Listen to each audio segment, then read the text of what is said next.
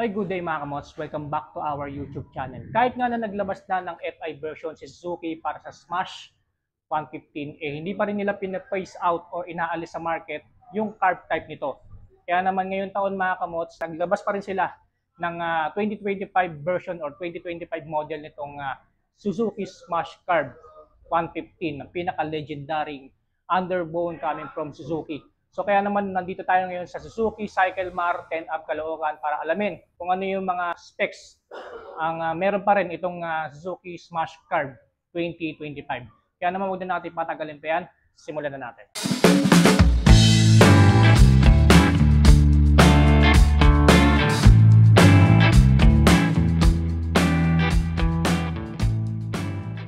Alright, so the all-new Suzuki Smash Carb 115 2025. Wow! Yes, mga kamots, this is a 2025 version.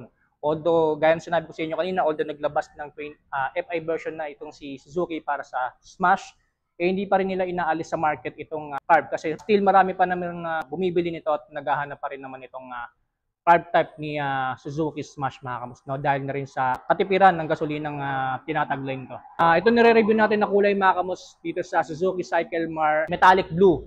Ayan. So meron silang available na kulay dito na color black. So sa mga naghahanap ng color black na Suzuki Smash Carb 2025N. So meron dito sa Suzuki Cycle Mar. So bali dalawang blue, ayun yung isa, and then isang black. Ayan. Then this one mga kamos is mags type. Mags po yung gulong niya. And then meron ding 2025 version ng Smash Carb na naka rim or yung naka drum brake. Ayan. So meron pa rin naman sila nilabas na naka drum brake na 2025 version din.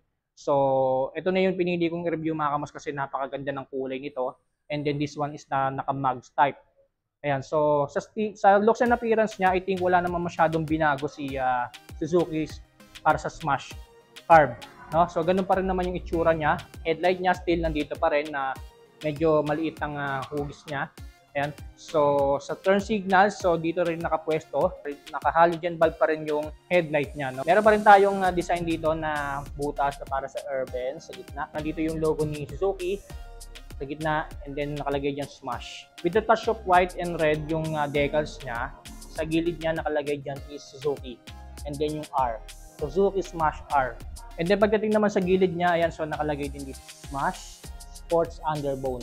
Pagdating naman sa taillight niya, ganun pa rin yung itsura at forma niya. So meron tayong napakahabang rear fender dito. Then naka-dual shock absorber pa rin sa likuran. Nag-match yung kulay ng swing arm niya dito sa kulay ng shock absorber niya tsaka dito sa may passenger foot peg, no?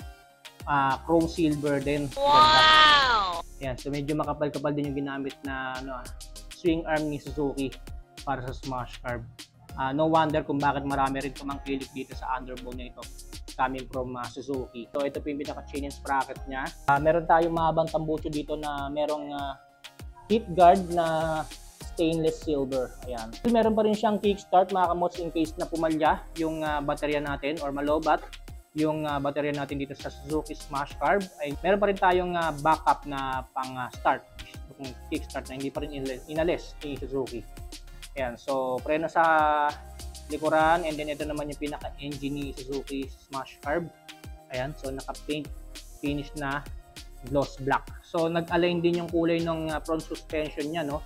Dun sa swing arm, sa rear suspension. Okay, so proceed na kaagad tayo sa sukat ng gulong mga kamos. Itong pinaka-bagong Suzuki Smash Carb 2025. So sa harapan ito ay gumagamit ng 70 by 90 by 17 inches. So 17 inches po yung gulong niya, harap at likuran. And then ang brand na gulong na ginamit ni Suzuki para sa Smash Carb 2025 ay MVP Star. Since naka-mags to and then naka-tubeless, expect natin na medyo mas mataas ng kaunti ang presyo nitong Suzuki Smash Carb na mags type compared dun sa naka-drum brake or naka-rim. So pagdating naman sa sukat ng gulong niya sa likuran, ito ay gumagamit ng 80 by 90 by 17. Ayan. Sa grab bar niya, naka-gloss black paint finish and then naka-alloy steel na rin. So sturdy and then mukhang matibay din naman. So meron pa rin tayong napakahabang upuan dito. So kahit na underbone type itong Suzuki Smash Carb, alam naman natin yan mga kamots. So meron pa rin naman siyang underseat compartment. Wow! So malalim din yung underseat compartment niya mga kamots, no? And then dito na rin nakalagay yung battery niya, which is safe in case na lulusong tayo sa hindi naman ganun kataas na baha pero kalating gulong yung lubog. So safe na safe yung baterya natin kasi dito siya nakapwesto sa underseat compartment. Ayan, so meron siyang malalim na underseat compartment na kung saan pwede natin paglagyan ng mga maliliit na bagay lang, no? Motorcycle docks, maliliit na tools, motorcycle gloves, kapote, kung isang kapote lang ang kakasya. And then ito naman yung fuel tank ni Suzuki Smash Carb. So ayon kay Suzuki, ang fuel tank capacity pa rin ng Suzuki Smash Carb 2025 ay 4.5 liters. Kaya tumakbo ng 47 to 57 kilometers per liter. So ganun siya katipid mga kamots, no? Kaya no wonder kung bakit maraming tumangkilik at bumili kahit na older version nitong Suzuki Smash Carb. And I think ngayon 2025 marami pa rin maghahanap nitong Suzuki Smash Carb na ito. Kaya naman ni-review natin ito dito sa Suzuki Cyclemar. Naka-ordinary ignition key pa rin.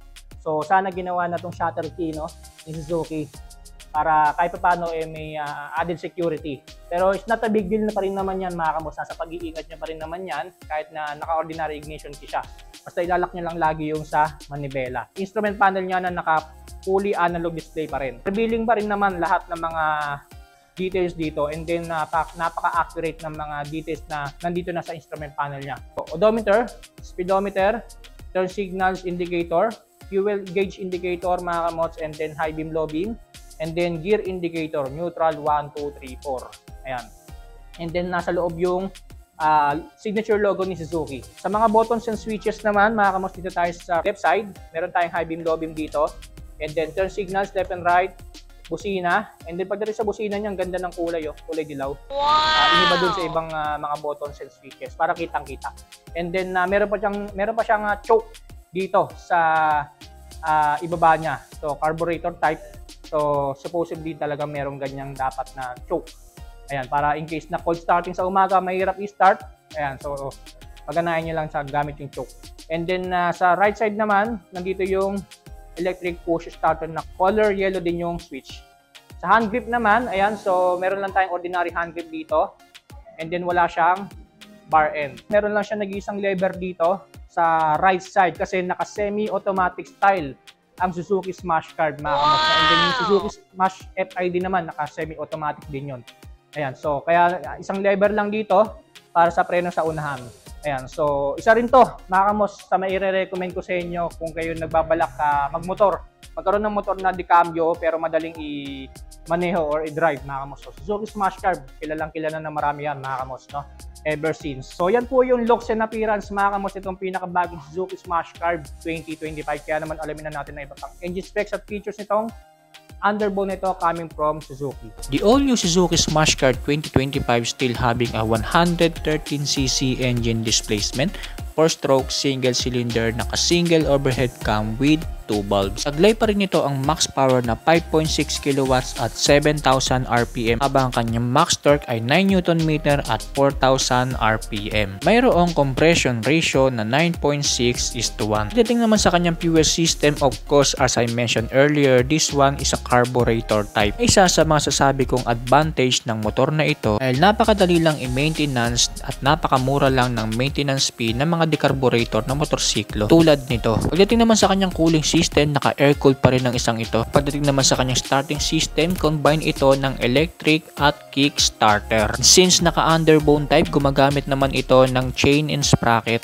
para sa kanyang driving system. As for the transmission system, meron po itong hanggang 4-speed na naka-semi-automatic clutch, which is convenient kung kayo magbabalak pa lang magdekambyo, gusto nyo madali lang i-drive. Sa mga maire-recommend ko sa inyo itong Suzuki Smash Carb. Pagdating sa kanyang suspension, sa harapan ito po ay naka-telescopic fork at naka-twin shock absorber din naman sa likuran. As for the braking system, sa harapan ito po ay gumagamit ng hydraulic disc. Sa likuran naman, still naka-drum brake pa rin ito. At para naman po sa kanyang dimensions, meron pa rin tong overall length na 1,932mm, overall width na 650mm at overall height na 1,062mm.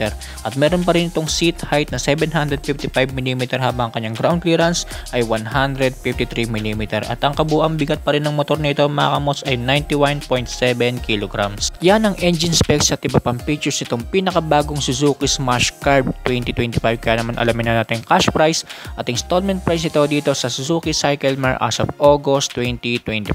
Proceed tayo sa cash price at installment price itong pinakabagong Suzuki Smash Carb 2025. So magkano nga ba ito dito sa Suzuki Cyclemar 10 Ab Caloocan? So pagdating sa cash price niya mga kamots, ito yung nagkakahalaga ng 70,200 pesos. So para dito sa naka-mugs type. Para naman sa Suzuki Smash Carb na naka-spoke o drum type, ang presyo po is 65,200 pesos. So again, all-in na rin po yun. Kasama na dun yung LTO registration, 3 years. Pagdating naman sa freebies, binibigay nila na freebies dito sa Suzuki Cycle Mart, free helmet, jacket, and 2 liters of gasoline. Pagdating sa installment basis or installment price, available daw ito dito sa Suzuki Cycle Mart. So magda-down lang kayo dito para dito sa naka-mugs type ng 6,900 pesos. All-in na rin po yung kasama na dun yung LTO registration na 3 years. Drum or spoke type, ang down payment natin is 6,400 pesos. So all-in na rin po yun mga kamos. Pagdating naman sa monthly amortization, 12 months up to 36 months lang ang ino-offer nila dito sa Suzuki Cycle Mart and Caloocan. Para sa mugs type ng Suzuki Smash Card 2025, ang monthly amortization natin para sa 12 months is 7,563 pesos. 24 months o 2 taon, 4,595 pesos. And then 36 months or 3 taon, 3,644 pesos para sa naka-mugs or disc type. Para naman sa naka-drum or spokes type, ang monthly amortization natin para sa 12 months or 1 taon is 7,060 pesos. 24 months o 2 taon, 4,294 pesos. And then 36 months or 3 taon, 3,409 pesos. So yan po yung cash price at installment price itong underbone na ito coming from Suzuki, which is Suzuki Smash Carb 2025. Pinakabagong model, 2025 version mga kamos. No? Ayan, so sa mga nag-aanap pa rin ng card type at new model, 2025 model ng Suzuki Smash, so meron po dito sa Suzuki Cycle Mart and Caloocan as of August 2025. So meron silang Facebook page mga kamos ito. So flash ko na lang sa screen para makapag-message na lang kayo dyan in case na gusto nyo kumuha nitong Suzuki Smash Carb 2025 and then iba pa mga motor nila dito sa Suzuki Cycle Mart. And then bago ko tapusin itong vlog na to mga kamos, gusto ko magpasalamat kay Ma'am Mavic and then kay Sir JC and then kay Sir Ferrer ng Suzuki Cycle Mart and Caloocan na nag-assist sa atin para i-review itong pinakabagong Suzuki Smash Carb 2025 model. So abangan nyo pa yung mga susunod na motorcycle reviews na ilalabas natin mga kamos sa ating YouTube channel. So stay safe, ride safe always.